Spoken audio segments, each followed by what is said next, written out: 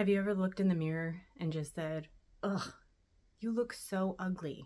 How disgusting. You have, haven't you? I sure have. But it's getting fewer and further between. And it's not because I suddenly think of myself as perfect. Far from it. I realized that this negative self-talk was impacting me, and if it was impacting me, it was going to impact my daughter even more. If a daughter hears a mother speaking negatively about herself, the daughter will do it also, but to a greater extent. So like each generation will just become more and more hurtful to themselves. And I did not want her to have to go through that. I mean, I might say, I don't like this top, it doesn't suit me. But I'm not going to say, ugh, this makes me look so ugly. I hate this. You know, that sort of thing. I'm not saying those things. I try to speak nicely about myself in front of her, and I try to build her up whenever possible. I greet her with, hello, beautiful, and I make sure that she knows she's strong and intelligent too. I tell her that I'm trying to be healthy with my diet, not just be skinny. And she'll look at old pictures of me and be like, wow, Mom, you were fat, because she's honest. And it's true. And I tell her, yes, it's because I didn't know how to eat back then. I was eating too much junk, too much sugar. And she'll say, oh, can I have a cookie? Because she's a bona fide sugar addict. Would you ever let anyone tell you to your face that you're ugly, or that you're fat, or that you're stupid, or any other terrible thing that we say to ourselves? No, of course you wouldn't. You have to smack somebody. It's so rude. So why do you speak to yourself like that? And what purpose does that serve? So maybe today isn't your best day. Focus on something good about yourself, something that you like. Instead of focusing on the negative thing and putting all of your energy into that, you're feeding the negativity. And maybe instead of grabbing handfuls of extra fat and jiggling it to see how it looks in the mirror and getting grossed out by it, you could say, hey, my face looks really good today, or I'm having a really good hair day. Or if there's nothing good that you can honestly say about yourself, just thank the Lord that you're alive, right? Everybody has something they don't like about themselves. Everybody. You're not alone. Have you heard of the rice experiment? There's a link in the description below if you want to watch a short video about it. But basically, they took 3 identical jars of cooked rice, one labeled love, one labeled hate, one labeled ignore. So to the love one, they spoke loving things like, I love you, thank you, you're awesome.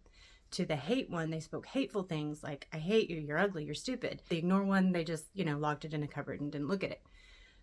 So a month later, the love one slightly fermented, but it was still fresh. It was in no way rotting. There was no mold, there was no decomposition, only fermentation, which, as you know, that's a good thing, right? To the hate one, there was a disgusting green mold growing on it and it was decomposing. And then the ignore one had black mold and it was decomposing as well, which is strange because they were just 3 jars of rice with words spoken at them for a certain period of time. And I know that humans are more complex than jars of cooked rice, but don't you think that the same principles apply? If you speak love and life into yourself, don't you think that would be better than speaking ugly, nasty, hateful words to yourself? You deserve to be spoken lovingly to and kindly to, especially by yourself. If you don't love you, who else is going to love you the way that you deserve to be loved and cherished? And maybe you're not satisfied with where you're at. We can always be improving. It's very rude to stand there and insult God's handiwork every single day.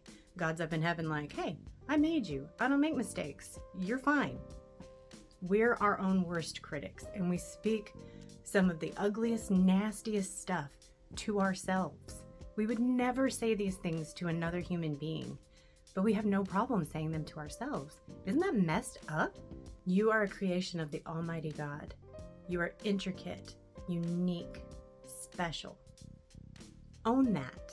You deserve better than to speak rudely to yourself.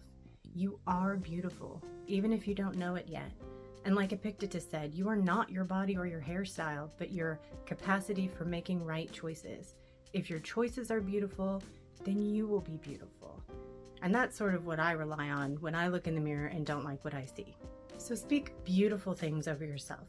And when the nasty thoughts come to your head, take them captive, stab them to death, and think something lovely about yourself. You are your character, your heart, your soul, your empathy, your compassion, and all of those things are beautiful. This is just our meat suit.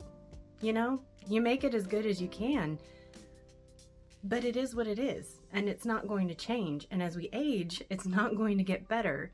So it's better to just make peace with what you see in the mirror. And that's what I'm trying to do. So what if your body's all broke down and janky?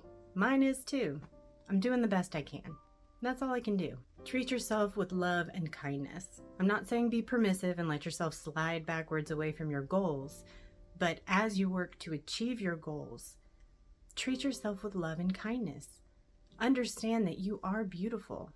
You are a treasure. There's no one else like you. Cherish yourself. So I hope that the next time you look in the mirror and you see something you don't like and those negative thoughts start percolating, that you just squish them. Don't let them come to the surface, and certainly don't speak them. Change it. Change the words. Instead of, ugh, I look so fat, say, I'm making progress. I'm not the same person I used to be. Or if you see crazy bad eye bags under your eyes, just say, I'm getting older. There's nothing I can do about it. Maybe I can get fillers. Maybe I can't. Maybe I'm just going to look this way for the rest of my life. So be it. But I know that I'm more than my face. Next week, we'll discuss how to become more disciplined. So be sure to like, share, and subscribe if you haven't already. And if you haven't seen last week's video where I dye my hair with mud, you can watch it here. Until next time, stay beautiful, friends.